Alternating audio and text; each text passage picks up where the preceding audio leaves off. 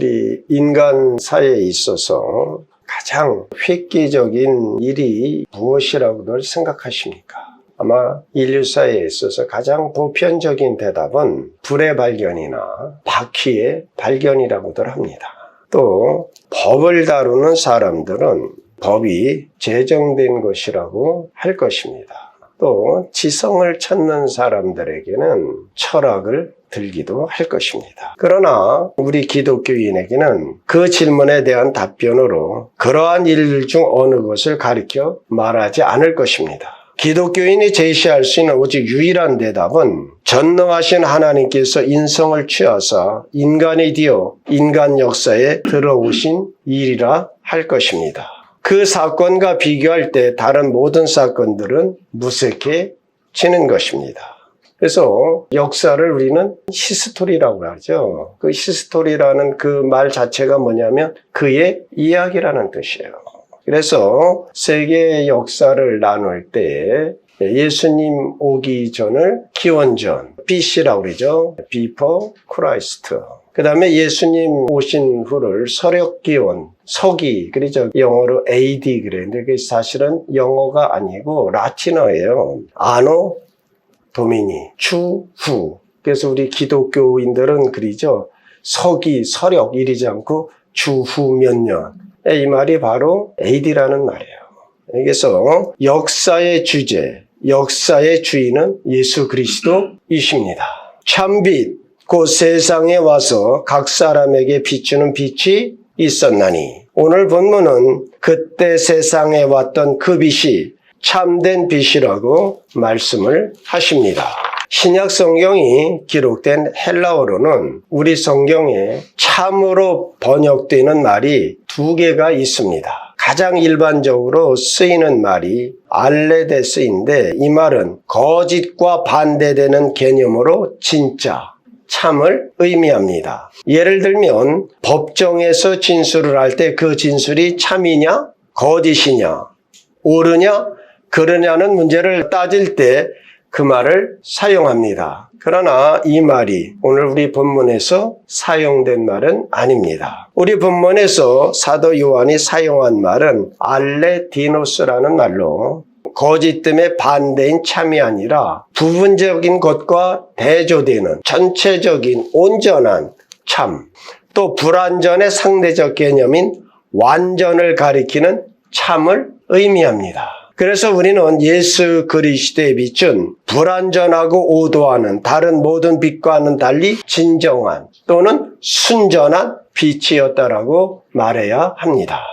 이 점은 참으로 중요합니다. 오늘 우리 예수 믿는 사람들 중에 너무 신령해가지고 세상에 기원을 둔 세상에서 나오는 모든 것은 하나도 좋은 것이 없다고 말하는 신자들도 있기는 해요. 그러나 그것은 전적인 진리가 아니다 하는 것입니다. 사람의 시각으로 볼 때 이 세상에 선한 것들이 여전히 있습니다.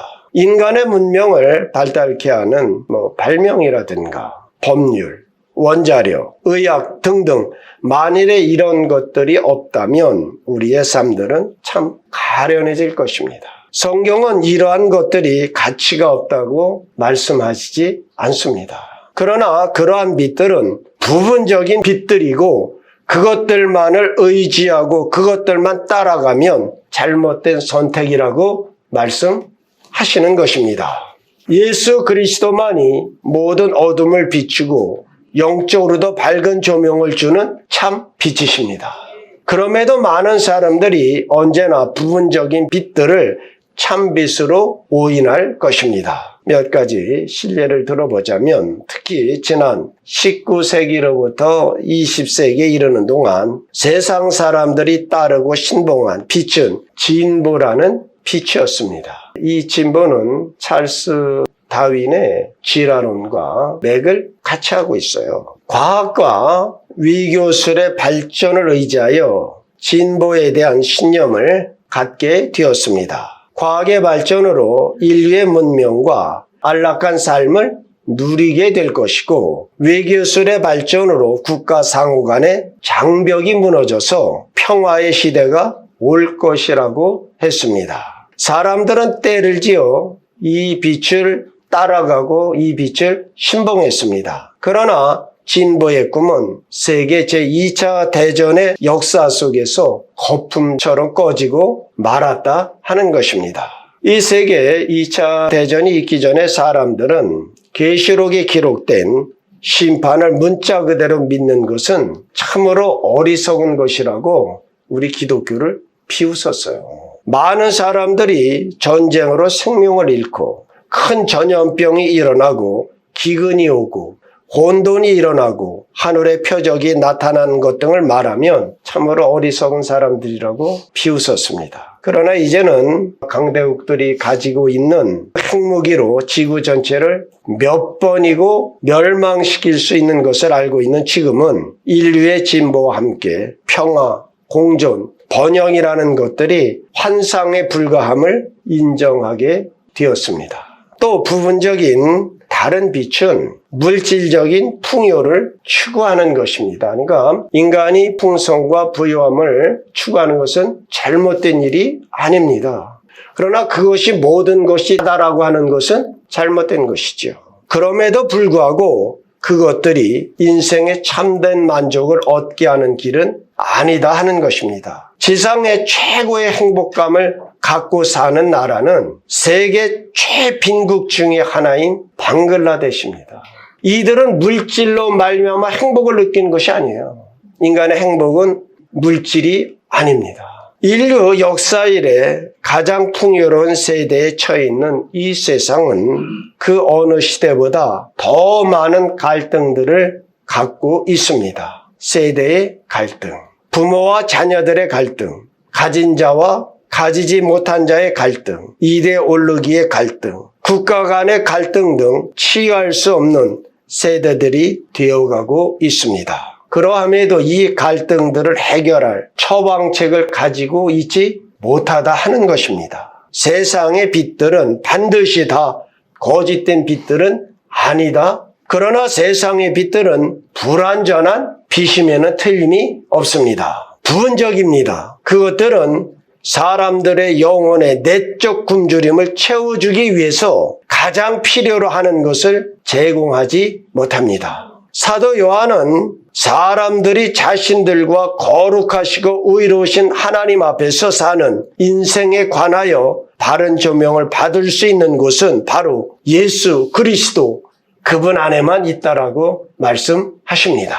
우리는 예수님을 바라보아야 합니다. 그렇게 하는 사람들에게 예수님께서는 흑암 중에서도 빛이 되사 인도하심으로 길을 잃지 않게 하시며 참빛과 불완전하고 오도하는 빛을 분간하시며 영적으로 다 성장하도록 우리를 도와주십니다. 이 구절에서 살펴봐야 할 두 번째 교훈은 예수 그리스도의 빛이 각 사람에게 비추인다 하는 것입니다. 요한이 어떤 한정된 역사적 상황에서 이 복음서를 썼다는 것을 생각하면 우리는 이것을 이해하는 데 많은 도움을 받을 수가 있습니다. 자, 요한복음은 1세기 말에, 그러니까 AD 한 90년경에 쓰여졌어요. 다시 말하면 사도시대가 끝나갈 무렵에 기록되어진 것입니다. 유대인에게 복음을 전한 결과로 야기된 여러 문제들을 사도 요한은 알고 있었습니다.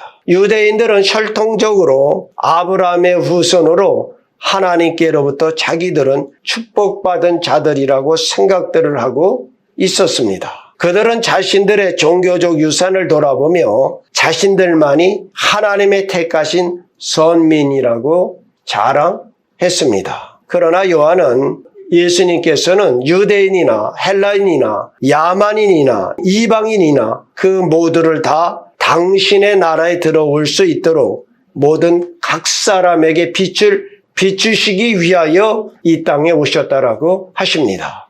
참빛, 그 세상에 와서 각 사람에게 비추는 빛이 있었나니 물론 그들은 영광스럽습니다. 그러나 그 빛은 죄를 드러내는 측면도 있음을 알아야 합니다. 우리는 그 빛이 각 사람을 비출 때 그 빛은 무엇을 하는가라고 물어보아야 할 것입니다.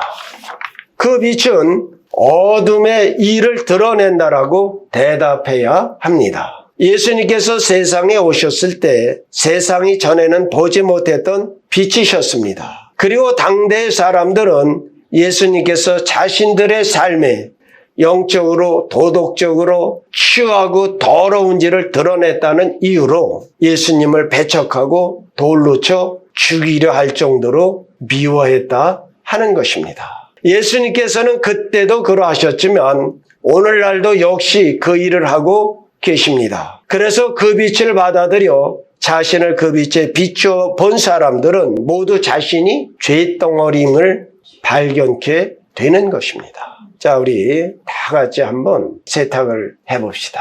우리가 하얀 식탁보를 세탁을 합니다. 최고로 좋은 세제로, 또 요새 집주마다 좋은 세탁기 있잖아요. 이제 거기다 놓고 한번 빨아봅시다. 다 끝나고 나면 아주 하얄 겁니다. 근데 그것을 막상 넣으려고 빨랫줄에 널어서 햇빛에 비추어 보면 그것이 그렇게 다 하얀 것이 아니라 얼룩들이 얼룩얼룩 있는 것을 발견하게 될 것입니다. 그러니까 영적으로도 마찬가지입니다. 사람들 사이를 비교하는 어떤 근거가 틀림없이 있습니다. 우리가 가진 어떤 기준점으로 그렇게들 판단을 하지요.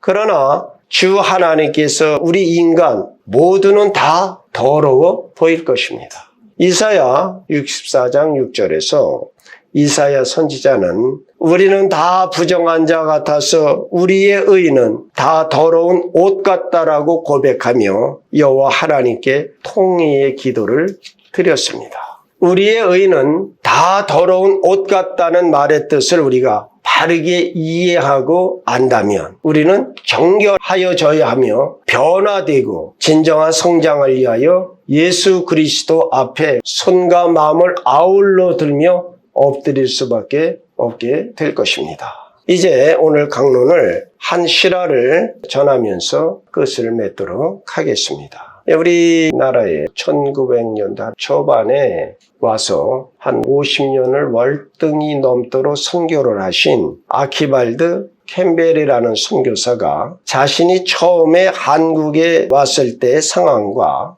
자신의 사역을 마친 60년 후에 한국을 비교하는 책을 썼습니다. 그 사람의 글을 그대로 인용을 하는 겁니다. 한국에는 예수 그리스도의 복음이 들어오기까지는 영적으로 흑암이었다.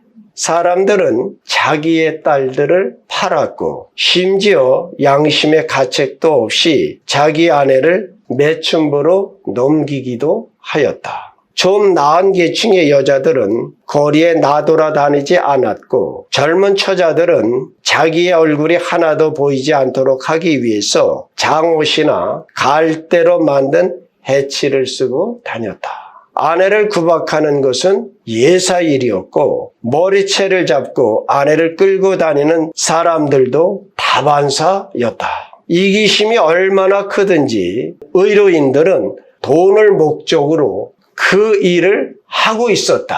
치료비를 내지 않으면 죽도록 그냥 내버려 두었다. 문둥병자들이 거리를 방황하며 돌아다니고 있었고 없는 자들은 거지가 되었다. 그러나 이 나라에 그리스도의 복음이 이르렀고 2세대 동안 만에 한국은 달라지기 시작하였다. 가치관이 변화되었다. 그리스도의 빛이 한국이라고 하는 큰 인구에 비해 작은 비율의 사람들에게 비추었지만 변화되었습니다. 그러면서 변화된 것을 한 예를 들고 있어요. 6.25 전란으로 생겨난 어느 피난민 막사에 오이노라고 하는 아들을 둔 한 부부가 있었다고 합니다. 그의 아들 오이노에게 미국에 갈 기회가 주어졌습니다. 아마 선교사를 통해서든지 아니면 미군을 통해서든지 그러면서 이 선교사가 뭐라 했으면 그러한 기회는 생각지도 못하는 일이었다. 그는 필라델피아로 와서 거기에 있는 펜실베니아 대학에 등록하기로 되어 있었다라고 합니다. 근데 어느 날 밤 한국에 있는 부모에게 편지를 붙이러 가다가 10대 강도들에게 피살되었다라고 합니다. 피난민 막사에 있던 그 부모들은 판자로 만든 오두막에 살고 있었는데 이제 그 아들이 미국에서 살해당한 소식이 들려왔지요. 그들은 그리스도인들이었습니다. 같은 교인들이 위로를 하였고 그 교인들이 조금씩 부의금하고 또 자신들이 알뜰살뜰 모아놓은 그 돈 전체를 해서 그래서 그 당시에 따져보니까 한 200-300불 정도 됐던 것 같아요. 근데 이것을 미국으로 붙이면서 거기에다가 탄원서를 동봉했어요. 재판장님, 내가 이 돈을 붙이는 것은 나의 아들을 죽인 저들에게 기독교 학교를 들어가게 해 주십시오. 그리하여 예수 그리스도를 알게 하여 주시기를 정말 부탁을 드립니다. 그러면서 그 판자촌에 사는 사람들이 그 아들의 죽음을 눈물을 흘리면서 그 돈을 미국의 법정으로 붙였어요. 여러분, 미국 사회도 센세이션을 일으켰지만 오늘 이 말씀을 받는 우리는 어떠합니까? 이것이 세례 요한이 살던 때로부터 우리 세상을 비추기 시작한 주 예수 그리스도의 변화시키는 빛에 대한 신뢰인 것입니다. 사랑하는 성도들이여, 참빛 되신 예수 그리스도의 그 온전한 완전한 빛을 받아 빛 안에 거하시며 빛된 삶을 살아드리는 진정한 주의 사람들이 다 되어주시기를 우리 주 예수 그리스도의 이름으로 축원드립니다. 기도하시겠습니다.